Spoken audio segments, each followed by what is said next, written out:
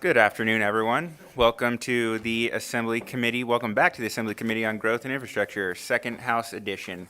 Madam Secretary, will you please call the roll?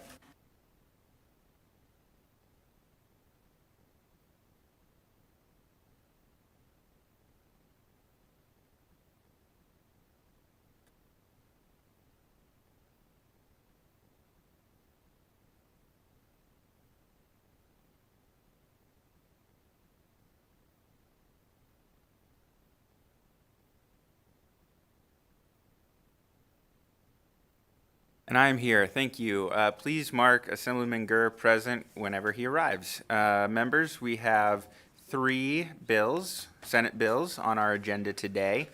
We will have a public comment period at the end of today's meeting. We will ask folks providing public comment to limit their remarks to 2 minutes, and that public comment period will be up to 30 minutes. For additional information on how to call in to provide public comment or testimony on any of the bills, please see our agenda, which is also publicly posted on the Nevada Legislature's website. We do ask everyone to please silence their electronic devices and please clearly state and spell your name before beginning your remarks. Please always state your name before speaking. And if you do have a business card and you're speaking, please provide that to our staff so that we can make sure we get your name down correctly. And if you have any written remarks, please do provide those to our staff so we can include them for the record. So with that, we have 3 bills. We're going to take them slightly out of order since we have Senator Goycochea here, and we will begin with SB 110, which revises provisions governing the operation of vehicles on certain highways in the state of Nevada. With that, I'll open the hearing on SB 110. Welcome to the committee, Senator. Thank you, Mr. Chair, members of the committee. Pleasure to be here. I hope we don't take a lot of your time on this particular bill. It is, at the risk of damage, it is a fairly simple bill. And I have with me at the dais Captain James Simpson and Major Tamara Jackson. But again, they are in the neutral position. They are only here because they do work for the Nevada State Police, and they are only here to provide some backup or if you have any questions. So with that, I'll just go ahead and move into it. Again, Senator Goycochea representing Senate District 19 and bringing you Senate Bill 110. And the long and short of this bill, it requires that you have daylight headlamps on when you're traveling any 2-lane road in the state of Nevada. And again, 2 lanes, and that's these highways, and you're all familiar with 95. We've got 93 going north, Highway 50 across. Those are majors. And then we've got thousands of miles of state routes. And again, this does not apply if you're in a town. And again, I'll let both Captain Simpson and Major Jackson talk to that if you've got any questions about where and it applies to. Existing law says that you're supposed to have your headlights on if you can't discern an object at 1,000 feet. We've all been out on these roads where, whether it be heat waves in the summertime or flat light or maybe a little sandstorm, a little rainy weather, and at 1,000 feet you can't see whether that's a vehicle or an object down there. And at 70 miles an hour, 70 feet happens pretty quick. And 1,000 feet happens pretty quick. So again, this is what it's about. Most of our cars today, when you start them in the newer models, when you go down the road, your headlights or your markers are on. So really it's not, it's only maybe some of the older vehicles, but it's truly all about safety. And you know and I know, and of course I live in rural Nevada, but and I'll let the officers talk about the number of fatalities we're having with especially head-ons on these rural 2 lanes. So really that's the long and short of the bill. Already you're supposed to have it. This takes the question out of it. It says, okay folks, if you're on a 2-lane in this state, turn your headlights on day or night. Thank you. Thank you very much, Senator. Would Nevada State Police like to provide any initial remarks in the neutral position about in relation to the provisions of this bill? Yes, please. James Simpson for the record, James Simpson. I'm a captain with the Nevada Highway Patrol, working out of our headquarters in Carson City, and I bring experience of commanding the rural areas to include where Senator Goycochea resides and represents as well. Daytime headlamps, there are some sections of highway within the state that they're already mandated. However, I've worked with the senator for the past 2 sessions on this. The Highway Patrol believes it should be on all roads, 2-lane roads outside of city limits, and that is in the bill. There are some studies out there that show that the daytime headlights or DRLs or daytime running lamps do help. Most recently, there was a study that was submitted 2 weeks ago out of Australia that did show that there's an 8.8 reduction in factors causing crashes from the head-on crashes, and this is what this would prevent on the 2-lane roads. And they also showed that at the dusk and dawn conditions, there's a 20.3% reduction. What's important about that is within the NRS, you have to have your headlights on a half hour after sunset and a half hour before sunrise. So you do have that dawning dusk time that it is hard to see. And in the rural areas, if you guys have ever driven up from Las Vegas or driven across the state, US 93, US 95, US 6, you have cars that are gray, cars that are white, and at 5:30 at night in March, it is hard to see those vehicles. The headlights would make a difference there. They also found in the same study out of Australia that in speed zones over 75 kilometers per hour, that would translate to 47 American miles per hour, the daytime running lights did reduce the risk of those crashes by 13.8%. And this would affect those higher speed roads where the speeds are 70 miles an hour in each direction. So you have a closing speed of about 140 miles an hour. And I will let Major Jackson provide some more statistical data on that as well. Thank you, Chair, members of the committee. Tamara Jackson, for the record, Major, Nevada State Police, Highway Patrol. So some of the things that we would like to add to this is in 2021, we actually had 26 daylight collisions on these types of highways. And in 2022, I believe my number is wrong, it says 10. It should be closer to 19, I believe. I'll let him check that. Some of the concerns that might be brought up is motorcycles have the daytime running lights or the daytime headlights. Studies have been done to show that adding daytime headlights or running lights for the passenger vehicles actually have a very insignificant impact on anything related to motorcycle safety, so it's not going to create an additional hazard for them. The studies, as he said, he kind of spoke to the majority of them, but in many of the nations that have made this law permanent, you've seen studies that decrease crashes, specifically head-on crashes, by up to 27%. So there's a significant increase in that. And yes, it is 19 head-on fatal crashes in 2022 during those daylight hours. So, thank you. Thank you very much. All right, seeing nothing else in the presentation at this time, we'll turn it over to questions. We'll start with Assemblywoman Miller.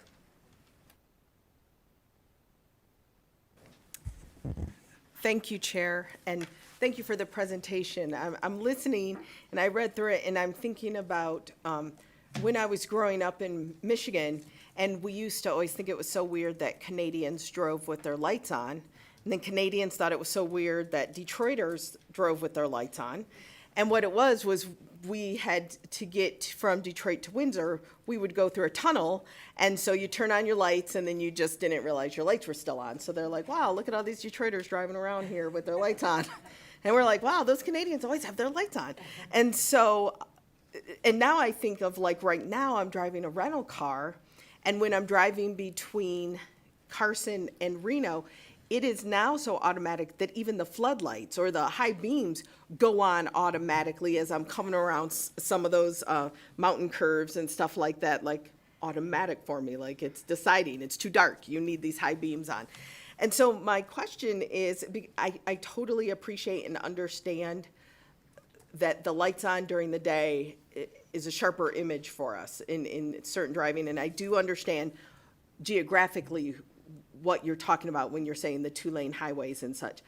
My question is, so for drivers, and again, everyone has different cars at different ages, what will there be for drivers in terms of education, in terms of awareness? We obviously don't want people getting pulled over because they left their lights on or didn't know they should have their lights on, and we're so reliant on our automobiles now for the lights. Will there be signs? Will there be, we have do not pass signs. Are there going to be turn on your light signs? Assemblywoman, I'll let Major Simpson respond to that, because again, how they anticipate enforcing this and how they've done other changes in law in the past. James Simpson for the record, and thank you. Good question.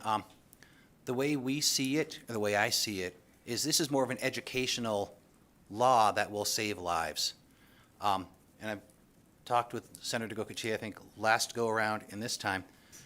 It is my hope that similar to when the cell phone law came into effect, there was a grace period where we could stop you and educate you, and there was no citation, because again, this is about saving lives and educating people to make sure we're safe. And I would like to see that. We also, as we're driving around now, some people just don't remember, so we would just do the flick the high beams quickly, and then they fix it. If they don't, we can stop them and have a conversation. Like I said, I don't see this as what people may call a revenue-generating thing. This isn't about that whatsoever. And also, and we mentioned last go-around, when you come into Nevada, I think at every entry, there is a sign that says, no cell phone usage and seatbelts required. This would be a simple fix. We only have so many entries in the state to put up a sign. We do have public information officers. We have Twitter. We have Facebook. I think some of the other social media platforms where we can do educational campaigns. We can do public information releases. We can do news stories on the news, Channel 8, Channel 5, or whatever. And those are the things we do want to get the message out to. We don't want to have anybody blindsided, but we do want to. Like I said, anybody who's driven these roads realizes that this would make a difference. Follow-up, Chair? Go ahead. And I appreciate that. And to be quite frank, we're also trying to reduce the amount of traffic stops. So to say that we'll rely on traffic stops as warnings, we want to reduce the amount of traffic stops. That's just safer for everyone, right? I would feel more comfortable if we had signs, because again, yes, with cell phones, yes, with seatbelts, we've done that, but we also need real education for drivers, and we can't always rely that they know or understand when. I would feel better, just like when we see do not pass signs, and then we know when we exit that area, it now says pass with care. And so that's pretty much how it is, and no matter which state we're driving through, right? So I would think it would be more effective and safer if we just said, okay, high beam area or turn on your daylights area, either for the next 50 miles or until you reach the next city, or something just more specific, because we all know driving, especially through Nevada, north and south, that there's just a lot of emptiness, and we can't always rely on people to know that. And again, let's reduce the amount of traffic stops.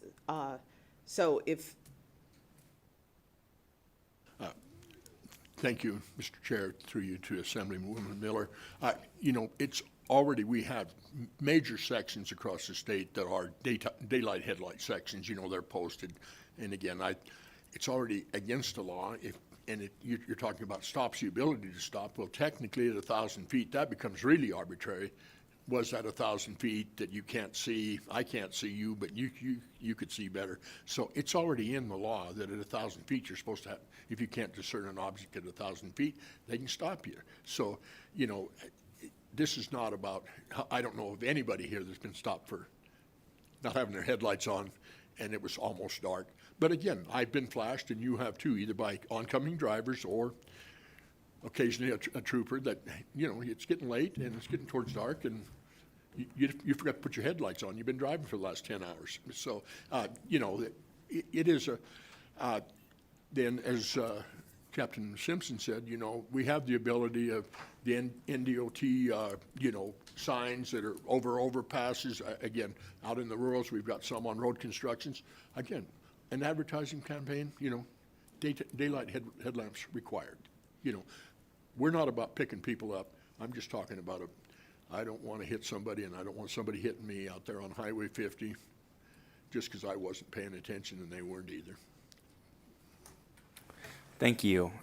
Before we move on to the next question, so I appreciate that note, Senator, that there are, I know that when I've driven on 95 in particular, there are daytime headlight signs posted for those zones. And so just to put a little bit of a finer point on it, does the department does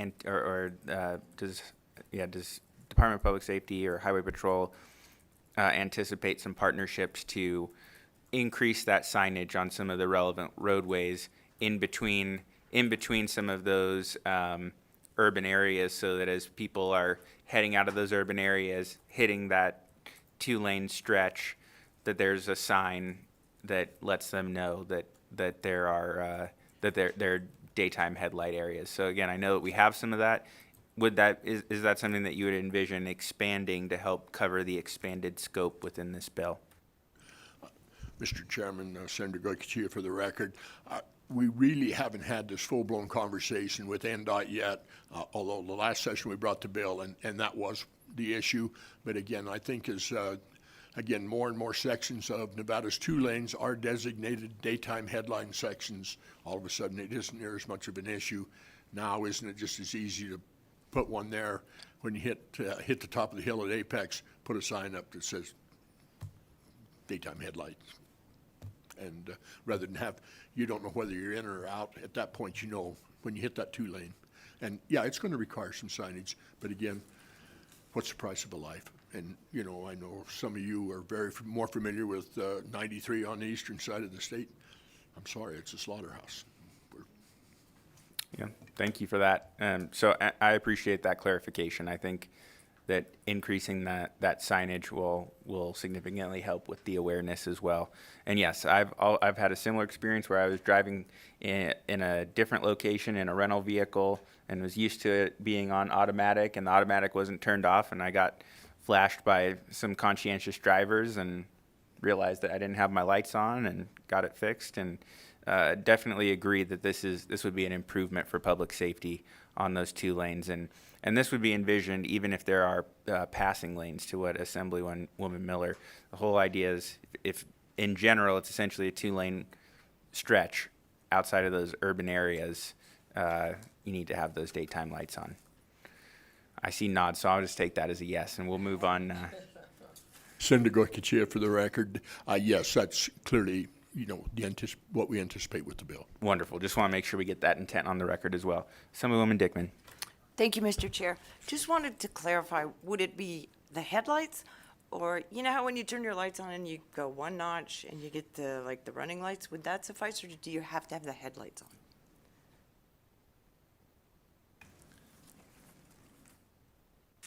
Thank you, Assemblywoman Dickman through Assemblyman You can go Watts. directly to the member. Thank you. James Simpson for the record. It would be daytime running lights or headlights, from what I understand. It would be the white light. Okay. So just a comment, I would think this would be extremely helpful for big trucks like semis. Like when they get passed on the right sometimes, there's these blind spots. Seems like the lights would really help them know that there was a vehicle next to them. Semi drivers are some of the most conscientious drivers on the roadways out there. Right. Many of them do drive with their headlights on. I know Walmart mandates it. It's on the back of the truck, headlights on for safety. And trucks on these roads, they're going at the speed limit or a little below. They can't stop short. They can't drive off the road like a car could, so this is beneficial for them as well. Because when a truck crashes, it is monumental damage done. Thank you. I love your accent. Thank you, Chair. Thank you. Assemblywoman Gallant. Gosh, I almost forgot how to use these mics in here. So I'm actually surprised that this isn't a law. I thought it was. I thought it was everywhere. So I just wanted to say thank you for bringing this forward and making it very clear, and thank my mom on the record for teaching me right and driving properly on 2-lane highways. So thank you. Thank you. Assemblywoman Kasama. Thank you, too. I just wanted to clarify, it doesn't have an effective date, so you're just planning on October. There's no effective date for the bills, so I think it defaults to October 1st. I was just wondering why it wasn't upon passage, or, because it sounds like a good thing for all of us to have. Senator Goycochea for the record, and this is the first bill I've presented in this building, but I didn't notice it didn't have an effective date. With the chair's permission, maybe we can amend that in, and I assume that we're, if we want to make I think that'd be to Assemblywoman Miller's, if we need a little more education or whatever, but we can amend this bill to whatever suits this committee, because I damn sure missed it. Well, thank you. Looks like a good bill. Thank you. Thank you, and thank you for that, Senator. We'll follow up about this on getting those effective dates and making sure that we've got everything honed in for kind of the timeline to make sure there's enough time for education and awareness, and we'll follow up with NDOT about some of the signage stuff as well. So we'll follow up to make sure that we get all that stuff buttoned up and coordinated. Any other questions, committee members? All right, seeing none, thank you very much for the presentation. With that, we will move to testimony in support of Senate Bill 110. Anyone wishing to provide testimony in support, either here in Las Vegas or either here in Carson City or down in Las Vegas, please come forward. Seeing nobody in Las Vegas at this time, we'll focus here in Carson City. Welcome. Whenever you'd like to, please introduce yourself for the record and proceed. Thank you, Chairman Watts and members of the committee. Tessa Laxalt for the record. I'm the Director of Government Affairs at the Nevada Trucking Association, testifying in support of SB 110. We thank the sponsor of this bill as this further secures the safety of the motoring public, including our truck drivers, who move more than 95% of the freight in the Silver State. Thank you. Thank you. Good afternoon, Chair Watts and members of the committee. My name is Beth Schmidt, SCHMIDT. I represent the Las Vegas Metropolitan Police Department. We want to thank Senator Goycochea for bringing this bill forward. We believe that this bill will help to reduce fatalities and increase safety on Nevada roadways. The bottom line is every life matters. And, we talk about reducing fatalities on the roads. It's important to remember, we talk about data, we talk about numbers, we see those boards in the Las Vegas Valley, it's how many fatalities we have. Fatalities are not just numbers. Behind every fatality is a family. There is a mother, a father, a son, a daughter. There is a community. They are left behind. So anything that we can do to reduce the fatalities, the Las Vegas Metropolitan Police Department, we strongly support SB 110. Thank you very much. Seeing no one else wishing to provide testimony in support at this time, in person, Broadcast Production Services, do we have anyone wishing to provide testimony in support of SB 110 by phone? There are no callers at this time. Thank you. With that, we'll move to testimony in opposition of Senate Bill 110. Seeing nobody coming forward in person at this time, BPS, has anyone joined us by phone? There are no callers at this time. Thank you. With that, we'll move to testimony in the neutral position on Senate Bill 110. Seeing nobody coming forward at this time. BPS, did anyone get on the phone? There are no callers at this time. All right. Senator, any closing remarks? All right. Thank you very much for your presentation. With that, we'll close the hearing on Senate Bill 110, and we'll open the hearing on Senate Bill 11, which requires the Department of Public Safety to adopt certain regulations relating to unmanned aerial vehicles.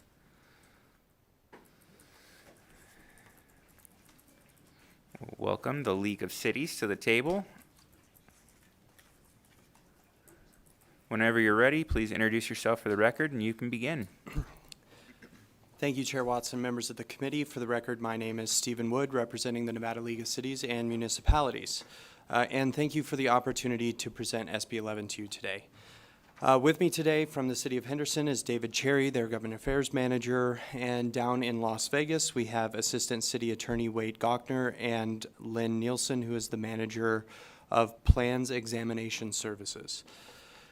SB 11 requires the state to adopt regulations for the use of drones for building and fire safety inspections conducted by local governments. The use of drones is an important tool that local governments need for these types of inspections. It can be dangerous or impossible to view certain parts of a building or property from the ground. Drones can allow for a complete inspection, including roofs, high ceilings, and necessary aerial views that will allow an inspector to remain safe while ensuring the public's safety by guaranteeing that building and fire codes are being met. Before I turn it over to David for more background on why we're presenting the bill, I also wanted to mention that the bill was amended in the Senate. So the changes that were made are as follows. First, a requirement that the inspections be scheduled with the property owner. This ensures that there is proper notice and brings the use of drones for this purpose in line with standard practice of inspections by local governments that already happen.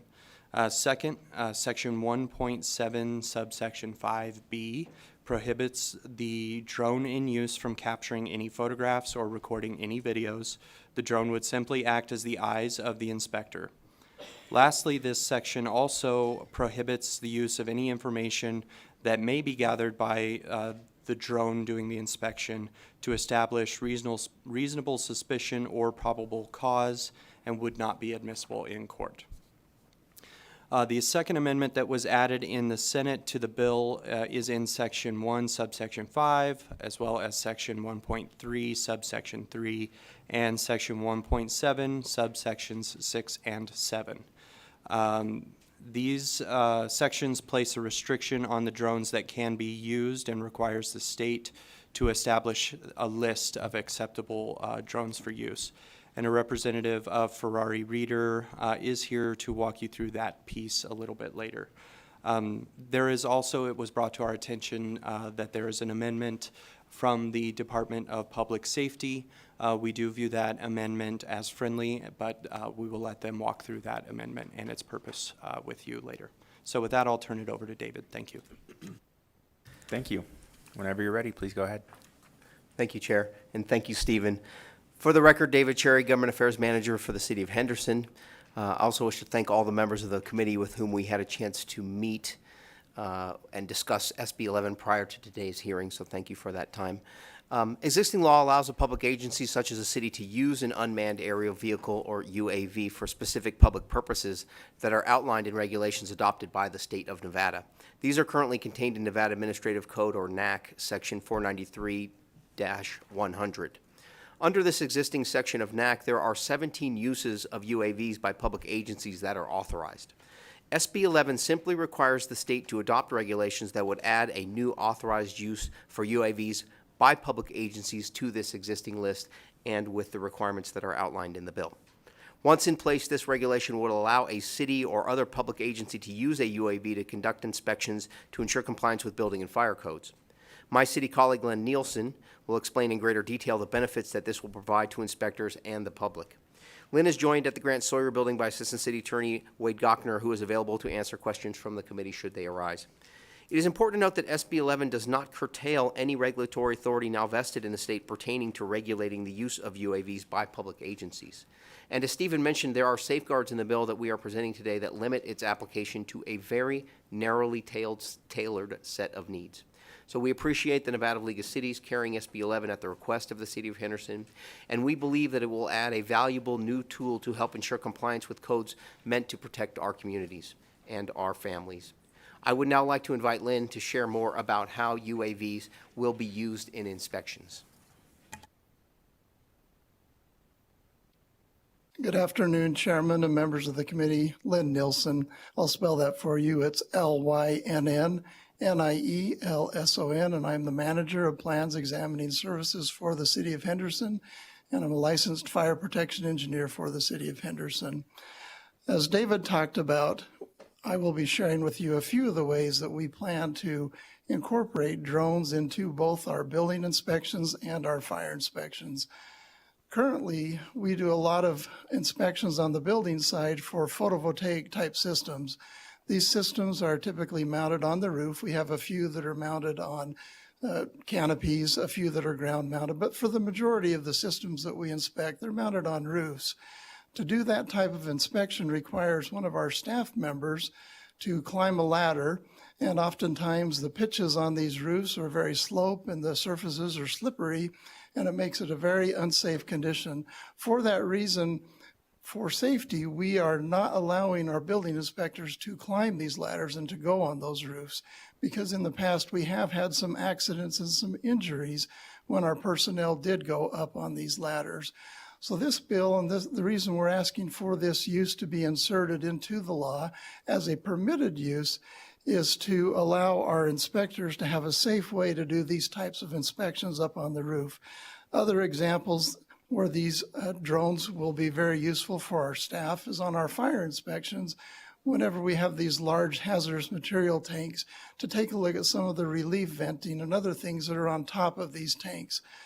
Otherwise, we'd have to get some equipment that the city doesn't have our inspectors take with them, like boom lifts and things of that nature, to allow them to get up and look at the top of these particular tanks. And so having these drones will definitely make things a whole lot safer for our current building inspectors and our current fire inspectors that are currently doing these inspections. We don't look to see this change who actually does these inspections. We look that if this passes and if new rules are promulgated, we will have our existing staff then get the licenses needed so that they can safely operate these drones in accordance with city policy, in accordance with the state rules, and also in accordance with the regulations of the FAA. Thank you. All right, thank you. Does that conclude your presentation? Fantastic. Members. That concludes. Do we have any questions? I believe we'll start with Assemblywoman Miller. Yes. Thank you, Chair. And thank you for the presentation. And I appreciate meeting with you all yesterday because first you explained the purpose of the drones and how it would be used in the inspections, and also clarified that it wouldn't just be empty commercial business buildings, that it could be at times residential. And I appreciate you explaining that the same laws that exist with notification for residents to know anytime that, especially renters, right? Because an owner knows if there's going to be a home inspection, but also that the owner who approves the inspection, that the renter is notified that there would be someone there doing this work. And so I expressed my concerns yesterday about, especially with renters, because it's a third party authorizing this type of activity in their home, and my concern about drones in general and the persons and the access that they would have to, because again, drones can get into areas and take pictures of things that the average person cannot. And so I do appreciate that in, what is this, section 1.7, if I'm on the right page, subsection 5, B1 and 2, that talks about, because I did explain my concern as well, is that if there's something of a nature that someone considers or that is criminal, that this isn't used. And so I know I'm lengthy here. I'm just trying to explain my position and my concern here. So things that are viewed through the drone, it says is not admissible. Okay, it's not admissible in court. Court's a long way off from this day these pictures are taken. And also says may not be used to establish reasonable suspicion or probable cause, meaning that law enforcement couldn't use those pictures in order to get a search warrant. But what's still concerning me is that there may be something going on that may not even be of a criminal nature, just may not be deemed appropriate or something that someone else may personally condone. What's to stop someone from, my concern is calling the police, just in general, calling the police. And with that, also, what safeguards do we have to ensure that those pictures, okay, they're not admissible in court, but we also live in a day where people take pictures of other people that they think are funny or they think are gross or they think are whatever and post them all over social media. And so those two things, I know that these can't be used for a search warrant, can't be used in court, but how do we have our Nevadans feeling safer that these drone pictures won't still be used? You know, nowadays people call the police if kids are, you know, especially black kids are, you know, they're having a party on the corner. And so if someone's doing something, if someone's disciplining their child or someone is, you know, their little babies running around without a diaper, or something that someone else just could, whatever, decide is not appropriate. What's going to happen when they call the police? And also, how do we keep any images that would be taken of a private nature, whether it's your dirty sink full of dishes or whatever, not from getting out there? Stephen Wood for the record. Thank you, Assemblywoman, through you, Mr. Chair, to Assemblywoman Miller. I want to answer one part of the question and then pass it down to the Henderson Assistant City Attorney. So, first of all, if you look at Section 5 subsection 5 sub B there, the drones are already prohibited from taking any photographs or video. So as far as that piece is concerned about the picture of the sink full of dirty dishes, that picture won't exist to begin with. So the drone will simply serve as the eyes of the inspector. It will not be collecting any video or photographs. It will not be recording that. It will just serve as the eyes of the inspector. And then for the other piece, I'd like to pass it down to Grant Sawyer. A quick follow-up on that one piece, Chair. And how is that controlled? Is that controlled because it's legislated you should not? Or is that controlled because mechanically the technology will not allow it? Because legislation doesn't always stop behavior. Thank you, Assemblywoman. To be honest with you, I'm not an expert on drone technology. It's possible there would be technology that we could set as the operators that would prohibit the collection or recording, as it were, of the photo or the video. Obviously, in using the drone as Mr. Nielsen explained, the idea would be almost as an extension of the eyes the inspector would use. So, like you would use a pair of binoculars, only in this case it could move around. But it's possible there's a setting on a drone that could prohibit the operator from being able to actually capture or record an image or video. Certainly that's something we can follow up with you about when we could consult with the folks who use the drone technology at the city now in other applications and find out for you. I would say just a couple of things, and then I would like to pass it to Mr. Gochner just to kind of answer the bigger question I think you're asking, or the more extensive part of your question about how we would treat a situation if an inspector came across something and then felt that there was a need to notify public safety. First off, this is existing authority we already have, and we are already conducting these inspections. So we're not giving ourselves any new authority other than the ability to use a new tool. So these are inspectors who are already, authorized to do these inspections. They're doing them now. They're just using their own eyes or another tool other than a drone. So with that kind of being the preface there, Mr. Gochner, if you don't mind and Lynn, also, since you kind of manage the staff and have the most experience with how we treat these situations now, because I'm sure in the field our inspectors have encountered this type of situation, and we probably have a regulation, a policy in place that guides the operation of our employees that may speak to this about what they are not allowed to do in situations they would be required potentially to notify public safety about, or what is their discretion. So I invite you both gentlemen to kind of share your expert knowledge on this with the members of the committee, please. And if you can all be sure to state your name for the record before speaking. Certainly, thank you, Chairman. Wade Gochner, that's Gochnor. I'm an assistant city attorney with the city of Henderson.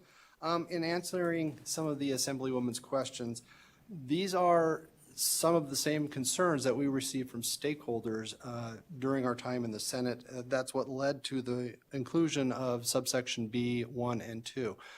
Again, in trying to alleviate these concerns as best we can, because what the city is interested in is not using it for any purpose outside of its building or fire inspections. But again, we've heard these concerns, and we've tried to address them as best we can.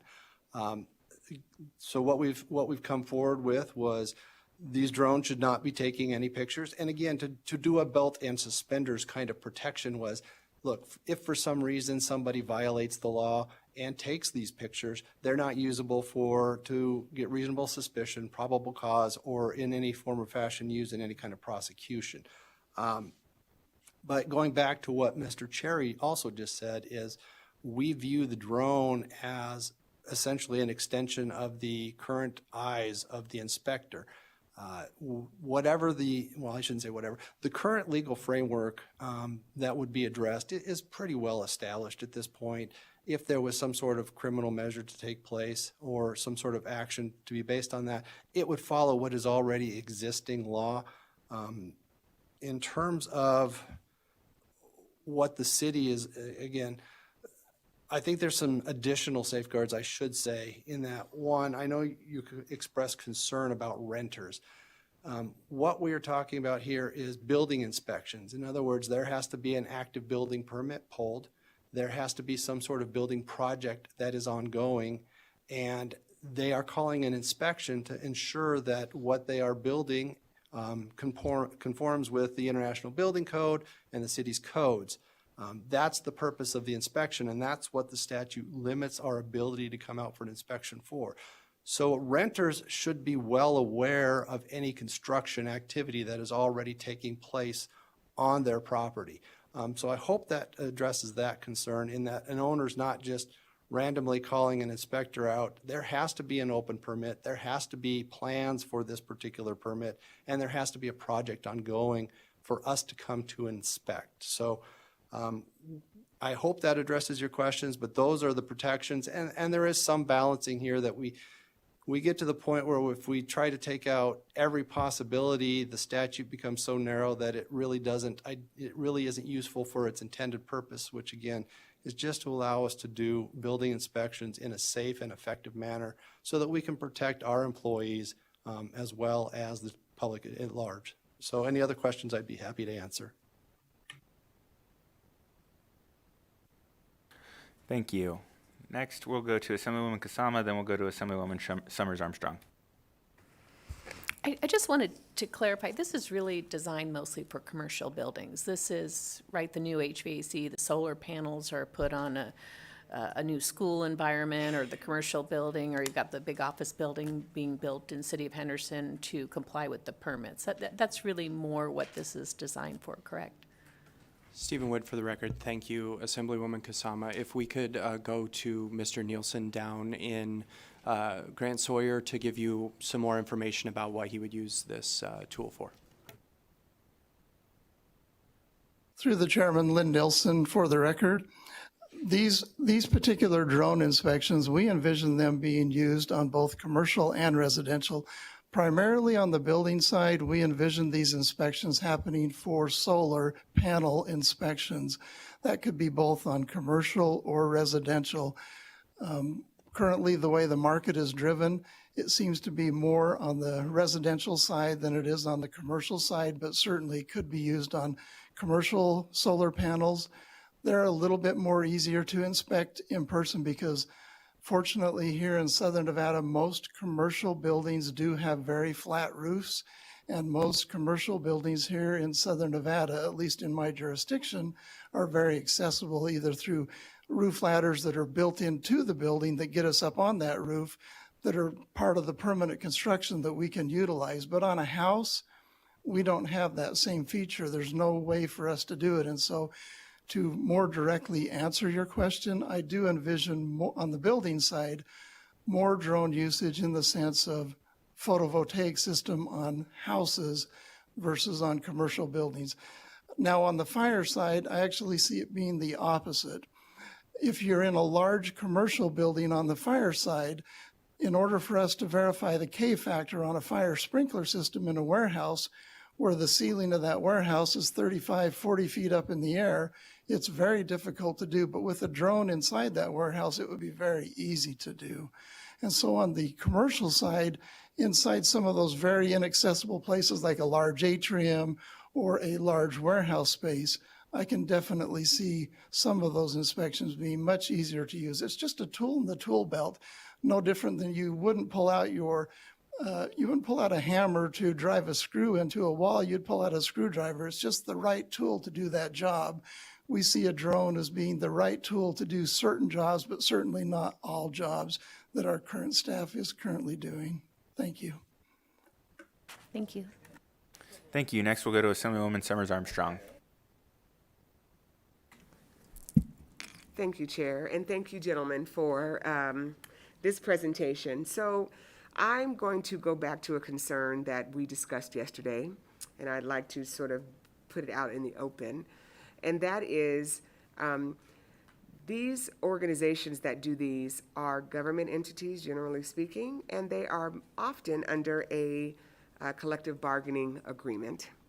And my question to Mr. Wood and to Mr. Cherry yesterday was how this might affect those who are currently employed in these jobs, whether that they're going to receive training.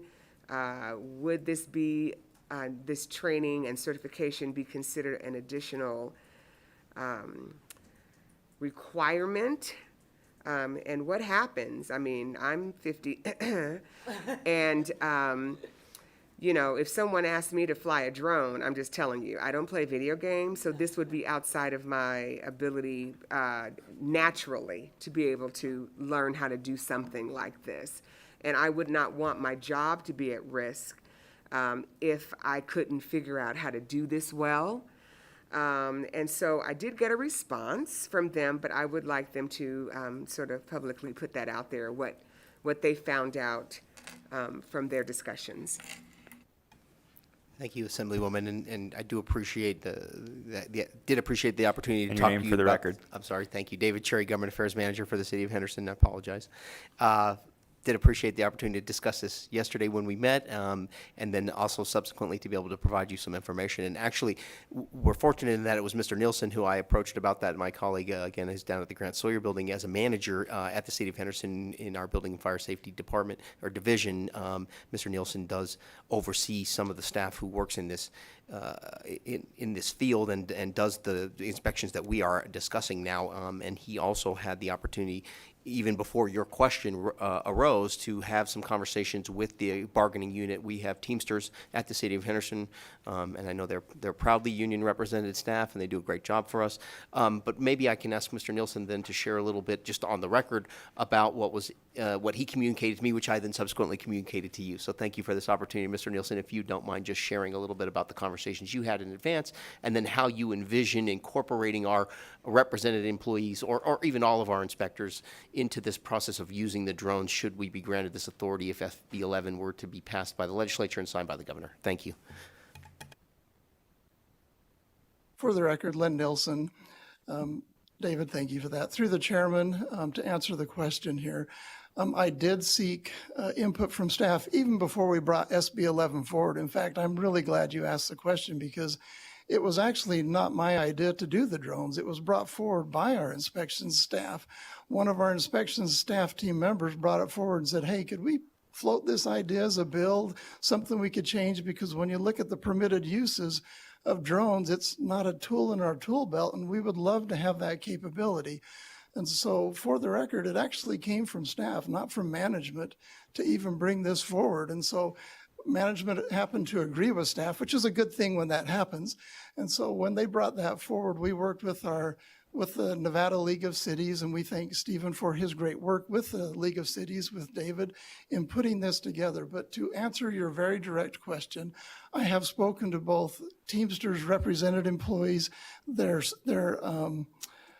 stewards, as well as the management stewards for Teamsters, which are our supervisors.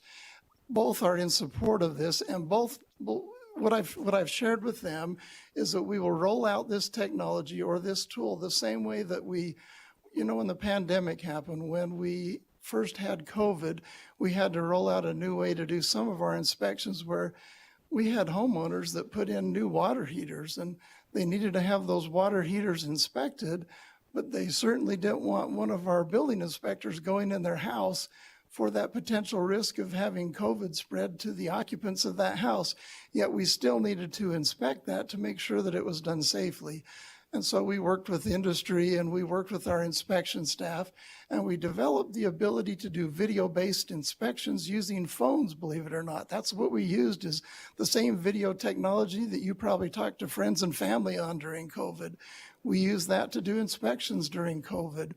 And so we trained our staff on how to use Microsoft Teams, how to use FaceTime, how to use some of the other platforms as well. And I don't remember all their names off the top of my head right now, but we employed about 4 different technologies with our staff, and we offered it willingly to those who wanted to learn this technology, and nobody lost their jobs.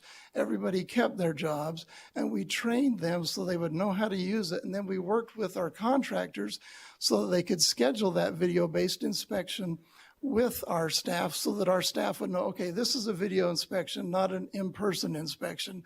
And they would get on their camera, and the homeowner typically would get on the camera and they'd say, okay, move it to the left, move it to the right, move it up, move it down, back up a little bit, get me a little bit closer, or whatever they needed to do to verify that inspection. But they would always say, now show me your physical address on your house to make sure that that water heater was actually in that house, so they were actually inspecting at that time. And then they would sign off that particular inspection. So using that technology and that framework, we look at this as being no different at all. In fact, what I've already talked to the stewards about is that we will offer training to our staff members that want to get that FCC license to fly these drones, and they have to have that license before they can even operate one of these drones to do so safely. And we're not going to make it mandatory, no different than we did not make it mandatory for the video-based inspection either. It was just, if you're an inspector that wants to do it, let us know. We'll give you that training.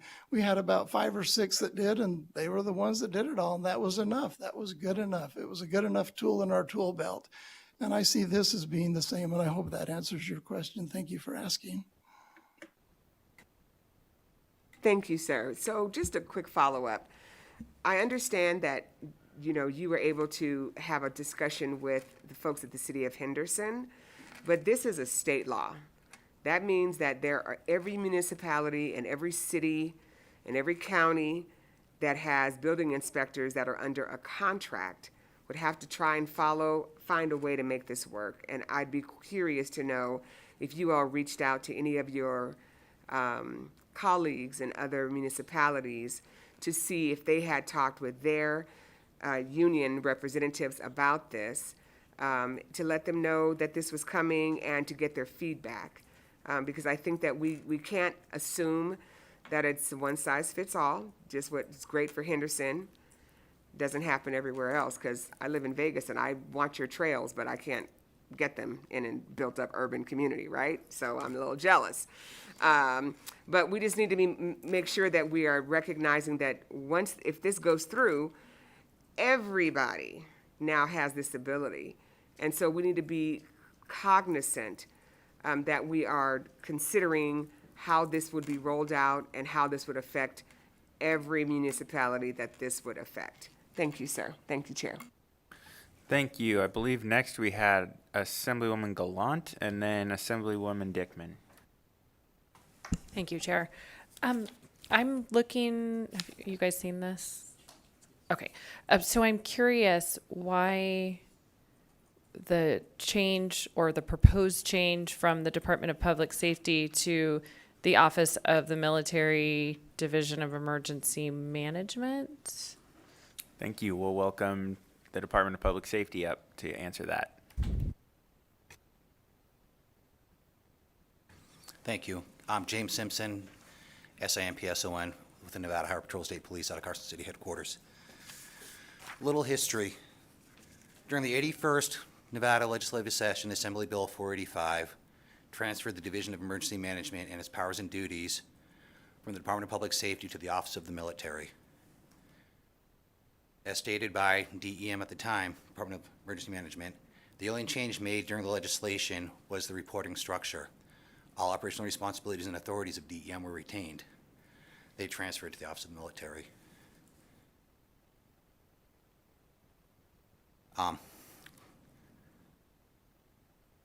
In 2015, for Assembly Bill 239, which brought the authority to oversee the UAV or the drone program to the Department of Emergency Management, Chief Cage at the time stated that the requirements of the Department of Public Safety Department, to the extent that money is available to establish and maintain a registry for UAVs that are operated by public agencies.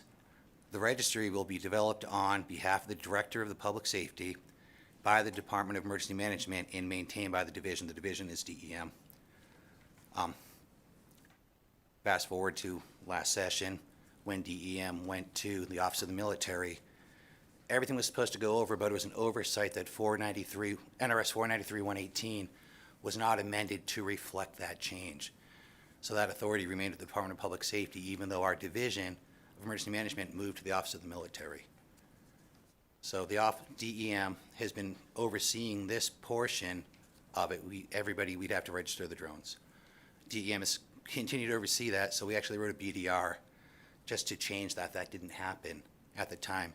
And then when SB 398 came around, prior to the merge with SB 11, this current bill, we did try to have that changed over because it is outside of our wheelhouse.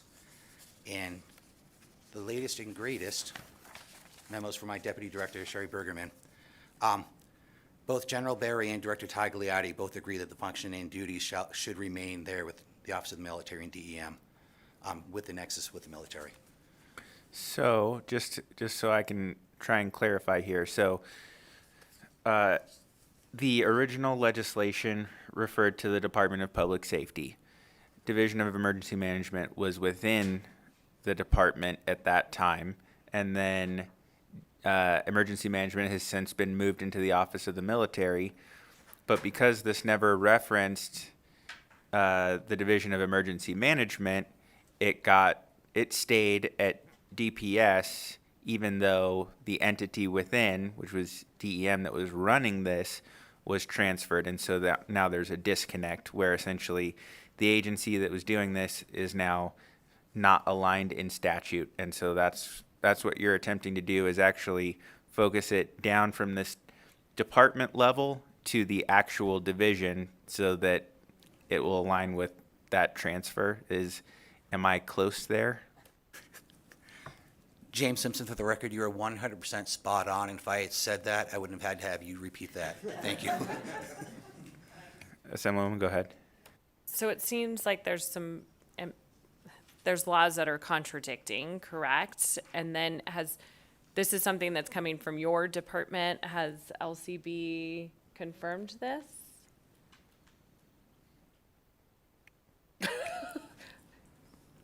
James Simpson, for the record, we submitted this last week, and we've been watching it, and it hadn't dropped yet, so we resubmitted it yesterday. Hey, this has to go through.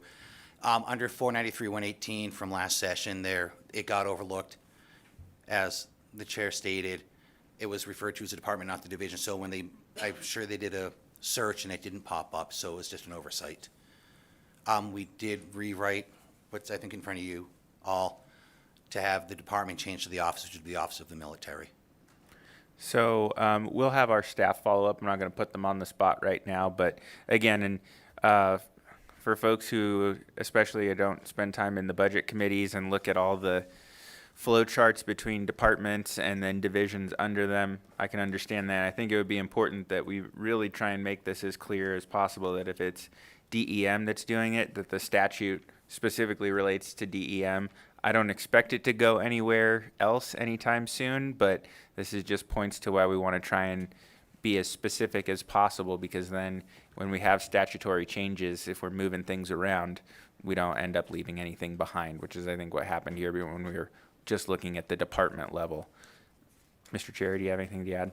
Thank you, Mr. Chairman. For the record, David Cherry with the State of Henderson. I just wanted to add that when we conceived of the bill and worked with the league, we felt it was very important, and I mentioned this in my testimony, to preserve the authority of the state in this space. So we didn't choose to come to the legislature and say, please give us this authority outside that framework of the state. So obviously this is why we were treating this as a friendly amendment and want the state to retain that authority. So I think we're keeping with what the concept was in 2015, but as you so eloquently sort of described the changes that have taken place and the need to kind of make this conform. But I think it fits within what we always saw the framework being, and it's worked for us as a local government, and we would see this continuing to work as long as we kind of straighten this agency issue out. Thank you. Thank you, and members again, so we can keep things moving, we'll have the staff look into this, but I think we've gotten kind of the description of the history and the issue that's attempting to be addressed, and so we'll just kind of run down the background to double check that, and we'll distribute that to all of the members. Next, I believe we had Assemblywoman Dickman. Thank you, Chair. And I have two questions, but I promise they're short, if it's okay. Yes, go ahead. Thank you. We'll see if they're as short as you promised. I talk slow. So you had said, I believe, that the drone is like an extension of the eyes of the inspector. So could you just put on the record for me, because I've had emails from people that it's an invasion of privacy and things like that. So, like, for example, if the drone encountered illegal activity and the inspector saw this, he's under no obligation to report it?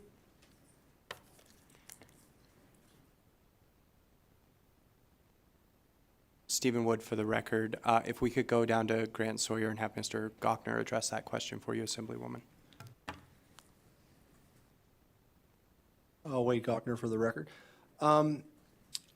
It depends on what your policy is, but I don't know of any direct legal authority that would require an inspector to report that to the police. But again, there is an already existing legal framework that if an inspector was at a property and saw something that they determined to be illegal on a neighboring property that they are visually seeing without the use of a drone, it wouldn't change that legal framework at all. It's the same framework, it's just the eyes are a little bit extended. Thank you.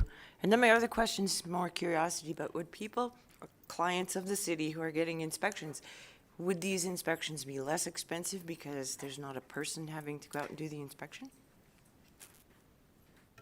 Stephen Wood for the record. Thank you for the question, Assemblywoman.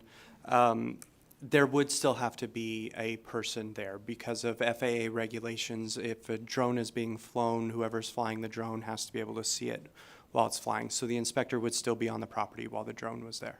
Oh, okay. Interesting. Thank you. Thanks, Chair. Thank you. Members, any additional questions? All right. Seeing none at this time, thank you for the presentation. I will ask both the League of Cities and I don't think I see NACO here, but if you can also reach out to some of your broader membership in response to Assemblywoman Summers Armstrong's questions and requests and provide some follow-up, that would be appreciated. With that, we will open up testimony on Senate Bill 11. We'll start with testimony in support. Welcome, Mr. Ferrari, whenever you're ready. Thank you, Chair Watts and members of the committee. For the record, Chris Ferrari here today on behalf of Brink Drones in support of SB 11.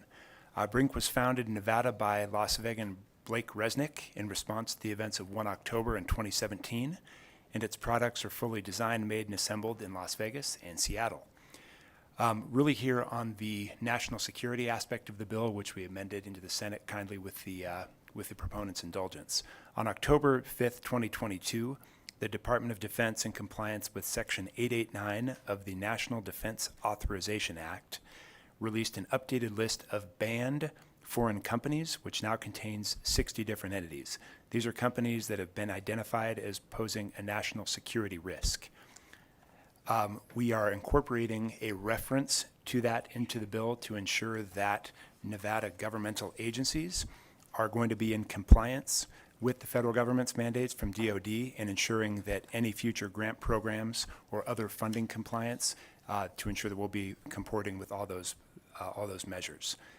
SB 11, again, will require the regulatory body, whoever it turns out to be the Office of the Military, to reference the DOD guidelines when promulgating its regulations. Additionally, for you, Chair, and members of the committee, we wanted to propose in sections 1, sub 5, and 1.3, sub 3, an effective date of January 1, 2025. That was in the original form of our amendment to ensure that government agencies have time for a ramp down, if you will, to use any existing equipment that may not be in compliance with current DOD regulation. Thank you for your time. Thank you, Mr. Ferrari. So this is helpful because I did have some questions, I think, on, and so it sounds like you were involved in adding some of the provisions in section 1.7, sub 6 and 7, which references some of these lists of countries, business, and entities from which a public agency or law enforcement agency shall not purchase or acquire any UAV or other equipment or service relating to the operation of it. And so what you've just described is that you'll be providing some follow-up language that provides direction, because I think my question was going to be, how did they figure out what that list looks like. And so just to make sure that we're clear for the record, the Department of Defense has created essentially a list that they believe is a national security risk. And so the intent is to align the state regulations on these prohibited vendors basically to align with that DoD list. Correct? Thank you, Mr. Chair. Chris Ferrari for the record, just as you have in your previous explanation. Exactly. Thank you. And then just to get some clarification on those other references, so essentially the rest of the bill would have the effective, looks like we have the kind of functional effective date of October 1st for the provisions overall.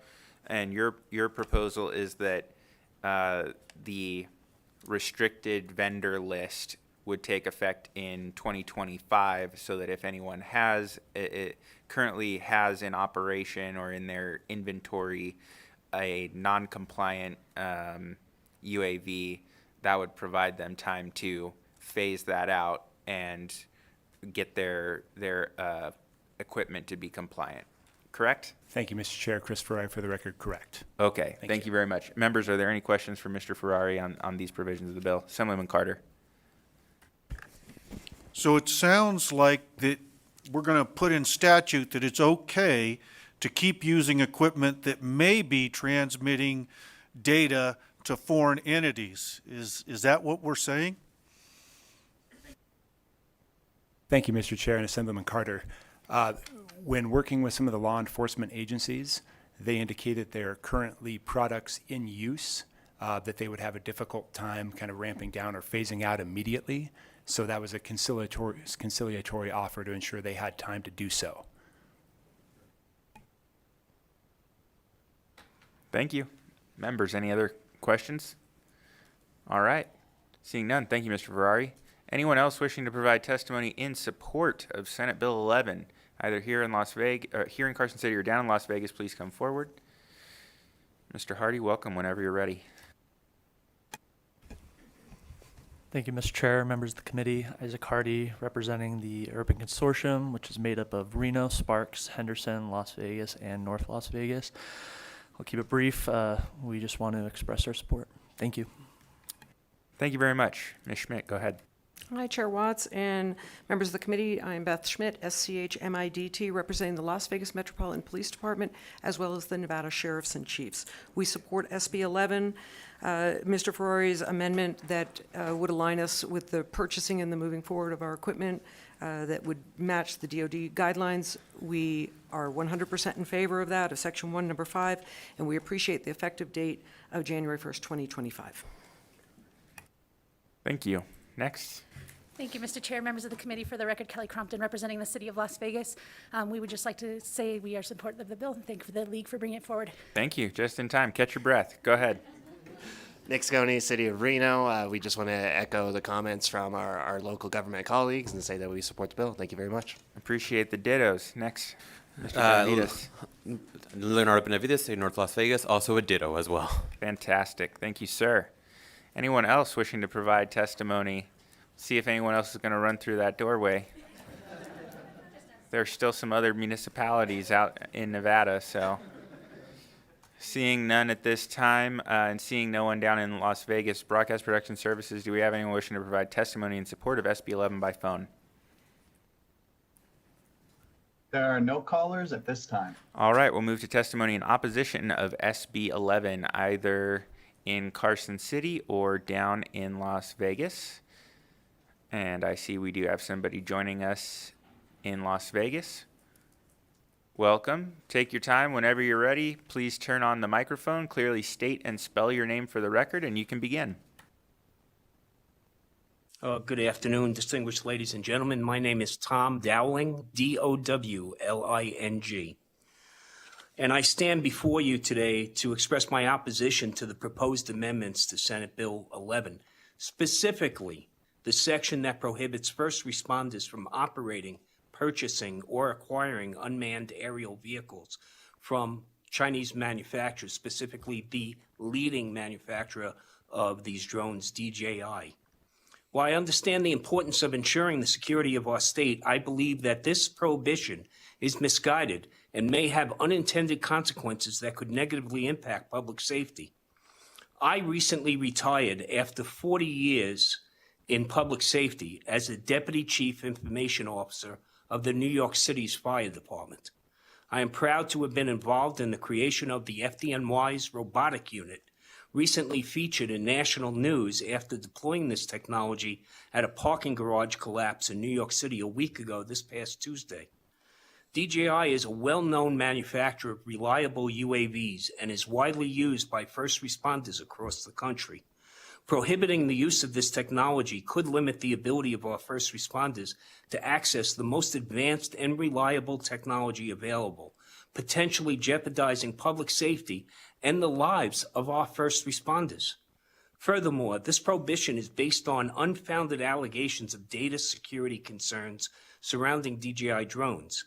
There is no concrete evidence to suggest that these devices pose any more of a risk to data security than UAVs produced by other manufacturers, including those on the Blue UAS DoD authorized list. In fact, studies conducted by the Department of Homeland Security and the National Institute of Standards and Technology have invalidated these concerns. By singling out DJI, we risk keeping these essential tools out of the hands of our first responders, which in turn negatively impacts our quality of life. A recent Department of And Defense sir, if you audit could begin found to that wrap blue up your drones- remarks, you're past 2 minutes. Sure. Thank you. Yes. In conclusion, while I appreciate the concerns around data security, I believe that the proposed regulations prohibiting first responders from operating, purchasing, or acquiring DJI UAVs is misguided and could have negative consequences for the public. Therefore, I urge this body to reconsider these regulation amendments and work with stakeholders to develop a more balanced and evidence-based approach to UAV regulations. I appreciate your time, and I thank you for your consideration. Thank you very much for your testimony. Next, whenever you're ready. Hi, my name is Robert Dempsey, Dempsey. Please call me Bob. I've been a resident in Nevada for the past 49 years. I have been a drone advocate for the past 3.5 years. It became a fun hobby that combined technology, photography, and aviation. 2 years ago, I started a Facebook group called Old Farts with Drones. Today, we have over 13,000 members in 102 countries, and we are rapidly growing. As I'm sure you all know, 80 to 90% of all drones used in the world are made by 2 Chinese manufacturers. The few American-made drone manufacturers have recently started a campaign to use a scare tactic to lobby our lawmakers to believe that these drones are stealing and supplying data to the Chinese government. I believe that this is not true. The #1 drone company, DJI, has been analyzed by the U.S. Department of the Interior, the U.S. Department of Homeland Security, and the U.S. Department of Commerce. All of these agencies has found that there are no areas of concern related to data leakage. The Department of the Interior concluded that DJI drones were the best suited for accomplishing their missions while at the same time protecting the data they generate. I am an advocate for the benefits of drone flight for the safety of the people of our state. There are many incidents of drones quickly rescuing people and assisting our police to keep the Nevada citizens safe. My ability to fly the drone I choose would not be interrupted by this bill, but I see a trend in that direction. As you have heard, after a successful lobby effort in the state of Florida, law enforcement, fire departments, and many other agencies are not able to perform the services the public depend on. They are being forced to use much inferior quality drones. And Mr. To Dempsey, if you conclude- could begin. Oh, thank you. If you could conclude, thank you. Okay. To conclude, as a certified FAA drone pilot, I always want to use the best available equipment. And as a senior citizen, I want the police and first responders to be able to quickly find me if I'm lost in the desert. I thank you for your time. Thank you very much.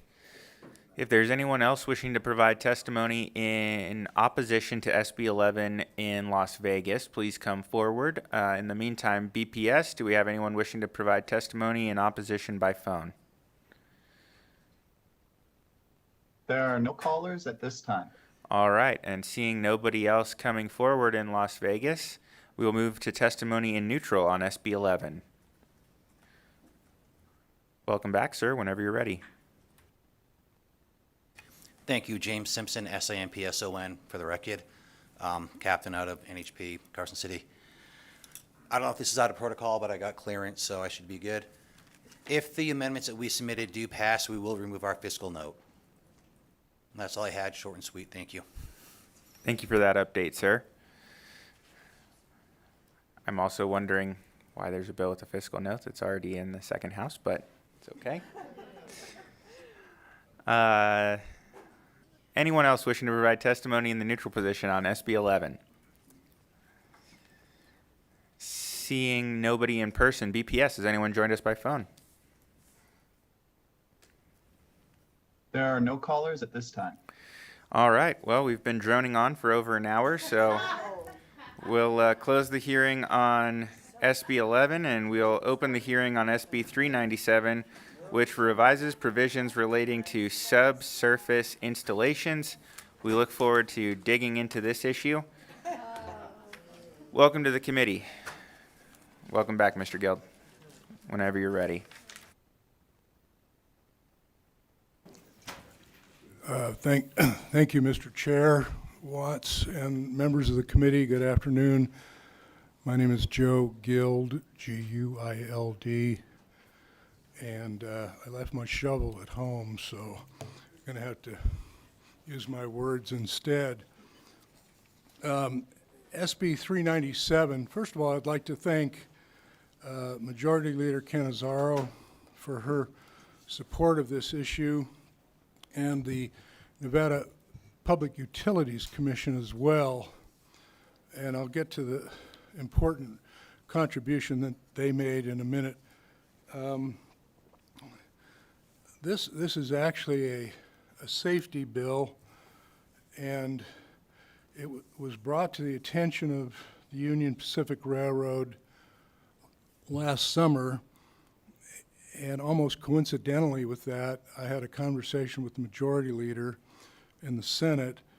The Public Utilities Commission mentioned to the Union Pacific Railroad that the current language in the law would require that the Union Pacific Railroad join Nevada's Call Before You Dig Association. The preferred association in Nevada is USA North. And that began a series of discussions with the Nevada PUC in which we discovered that they did not know that the Union Pacific Railroad had its own Call Before You Dig system. And the problem from the railroad's point of view was that if there were two systems and an individual who had a contract or had some activity that they were going to perform on the Union Pacific right-of-way might call the Nevada Call Before You Dig USA North system, and therefore that would not alert the Union Pacific Railroad that there were going to be construction activities on its right-of-way, and that could result in some situations where the contractor or the person who was doing the construction work on the right-of-way on behalf of, say, another utility provider that might have some access across that right-of-way, to think that they were complying with notice to the railroad. The railroad, for a long time now, has had a system in place that covers the 29,000 miles of right-of-way it has across its entire system.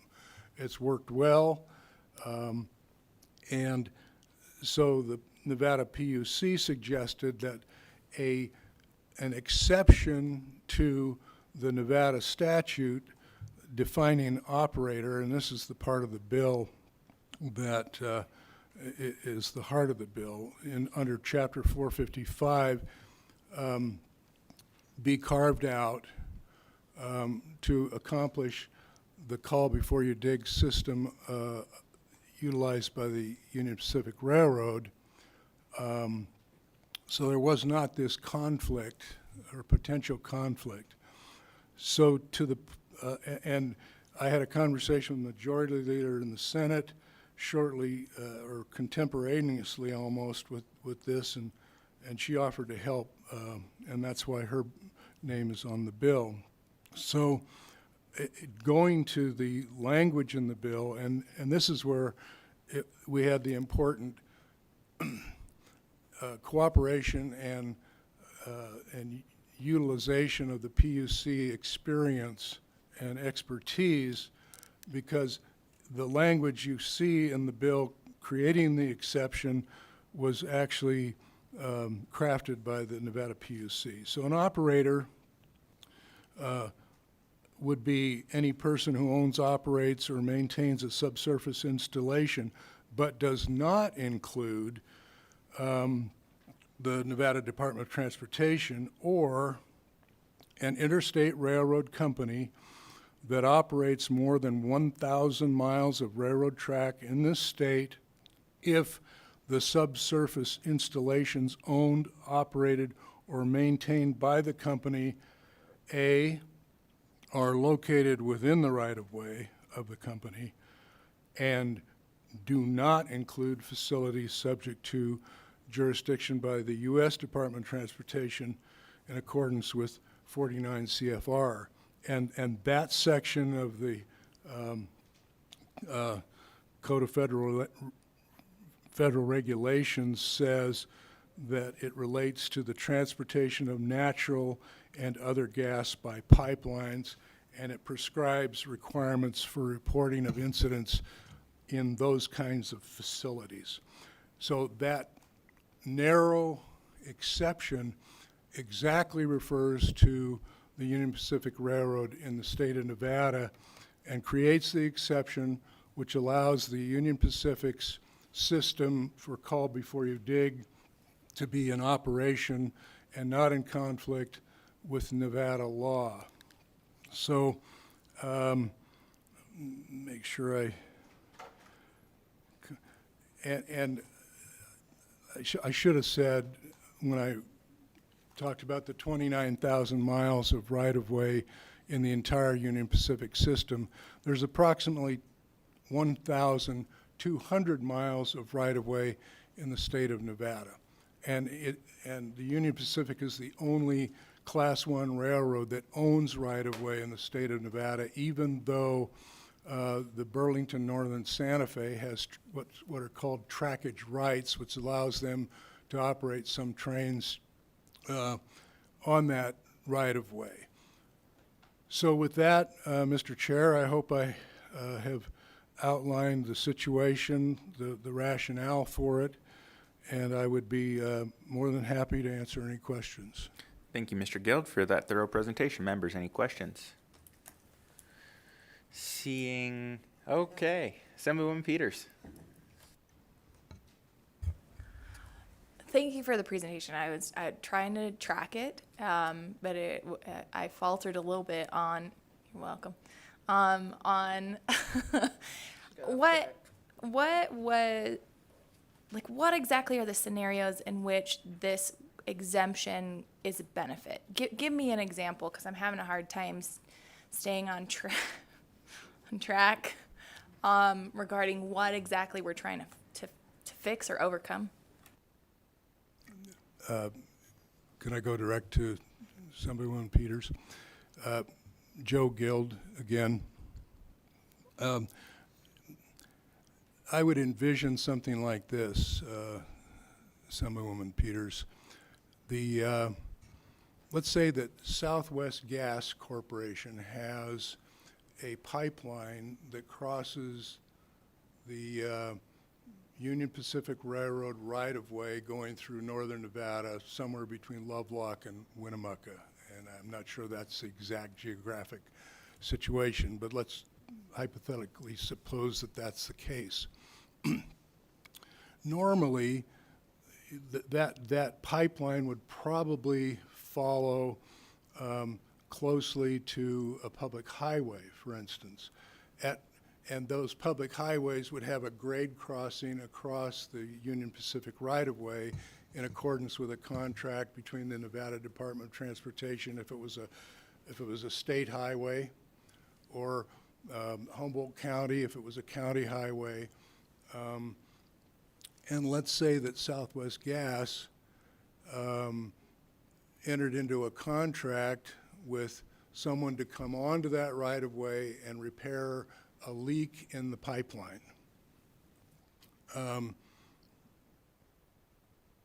If that contractor called USA North, the Nevada Association for Call Before You Dig under Chapter 455, and did not call the Union Pacific Railroad, they could go on to that right-of-way and start construction or excavation to repair that pipeline and interfere with other things that might be in that right-of-way without the railroad knowing about it. So if the railroad had its own call before you dig system, and the contractor knew that they had to call UP, the Union Pacific Railroad, because the contract also said that the Union Pacific Railroad right-of-way was going to be interfered with, then, and there would be a provision that might indicate they had to call the Union Pacific Railroad. So that's the kind of conflict we're talking about. It's not a big deal in terms of numbers, but it could be a big deal in terms of interference with that pipeline. And so the contractor would call the UP, call before you dig system, and the Union Pacific Railroad would know what they were doing, where they were doing it, and when they were doing it. Kind of a windy answer, but I hope that helps. Yeah, I think my struggle is just in the bill language. There's like no context for where operator is like installed in the language of the section. So I think I have to do a little bit of digging. So it's fabulous. A little bit more digging to fully conceptualize what we're trying to get over here. But appreciate the brevity of the bill. Bravo, LCB. Thank you. Members, additional questions? So you mentioned this towards the end of your initial presentation, Mr. Geld. So with the parameters that are put in place here, is there any other company that this would apply to in the state of Nevada, or would it just be the Union Pacific Railroad? No, I excavated all my thoughts, and I can categorically say it would apply to no other railroad in the state of Nevada. All right, thank you for that. And then just going a couple quick things, and again, these might have been things that I missed, but going a little bit deeper on this. So I understand, so this is basically the exemption. So I think I have a kind of a two-part question. One is, so the UP's Call Before You Dig program, is that essentially just kind of established because of the size and significance of the operation, or is that somehow federally required or or managed in some way? And then the second piece of that question is, you mentioned essentially if somebody calls the other more general call before you dig, you may not be informed of it. Is there collaboration or information sharing the other way? So if they call UP, if they're digging in your right of way, I guess, is there any need for, and is there any information sharing with others? A couple parts to that question. Joe Guild again. First of all, I don't think there's a federal requirement, but I am informed that all of the other Class 1 railroads, or 6 or 7 in the country, have a similar system. It just so happens that the Union Pacific has the most miles of right-of-way of any other railroad in the country. So that's why there's the 29,000 as opposed to some others that may not have that extent. If I understand the question correctly, Mr. Chair, the likelihood of this happening without the railroad knowing about it is probably not even measurable, because if a contractor was to come onto that right-of-way, it would be in furtherance of a contract, which, as I said before, would have these kind of provisions. The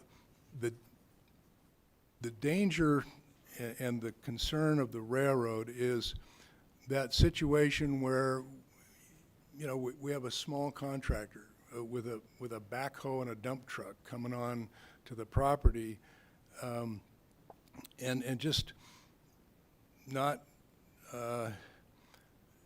realizing that there is this other system, and so the likelihood of that person being exposed to and understanding USA North for its other excavations that it might say, let's say in the town of Lovelock, this fellow's in Pershing County, and just picks up the phone and calls that.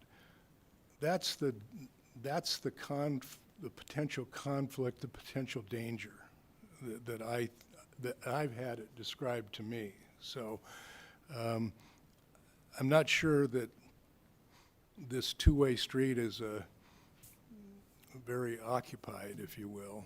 Okay, I appreciate that.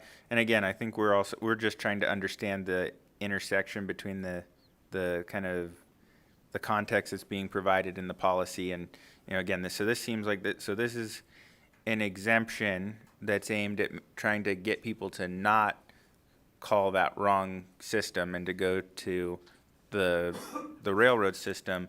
But essentially, that the piece of going to the railroad system is not, that's not in policy. So that is something that would be handled through contracts or other outreach or education.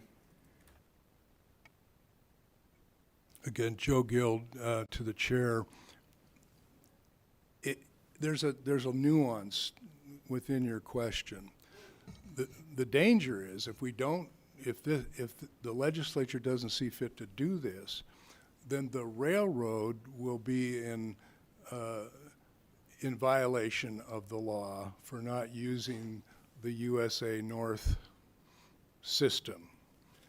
And that's what the Nevada PUC brought to the attention of the railroad last summer, and that generated this discussion, which ended up with the bill we're talking about today, at the NPUC's suggestion that we bring this issue before you all for resolution, so the railroad would not be exposed to violations of Chapter 455.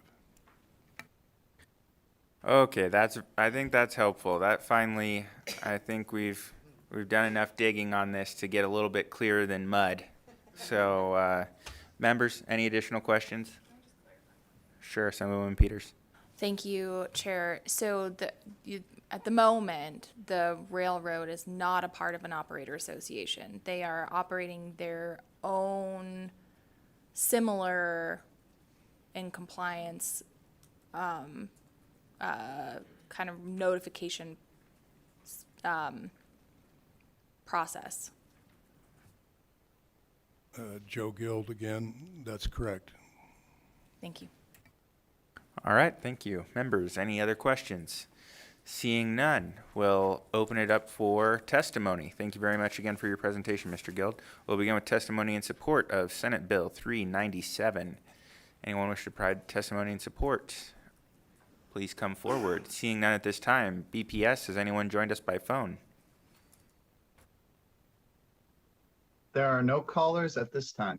All right, we'll move into testimony in opposition on Senate Bill 397. Seeing nobody coming forward at this time, BPS, anybody with us on the phones yet? There are no callers at this time. And with that, we'll move to testimony in the neutral position on Senate Bill 397. Seeing nobody coming forward, BPS, did anyone call in? There are no callers at this time. All right, thank you very much. With that, we'll close the hearing on Senate Bill 397. That brings us to the last item on our agenda today, which is public comment. Again, anyone wishing to make public comment will ask to limit their remarks to 2 minutes. Please clearly state and spell your name before beginning. Do we have anyone wishing to make public comment either here in Carson City or down in Las Vegas? Seeing no one coming forward at this time, BPS, has anyone joined us by phone? The public line is open and working, but there are no callers at this. All right. Thank you very much for your time and attention today. Our next meeting will be on Tuesday, May 2nd, 2023. Thank you all. This meeting's adjourned.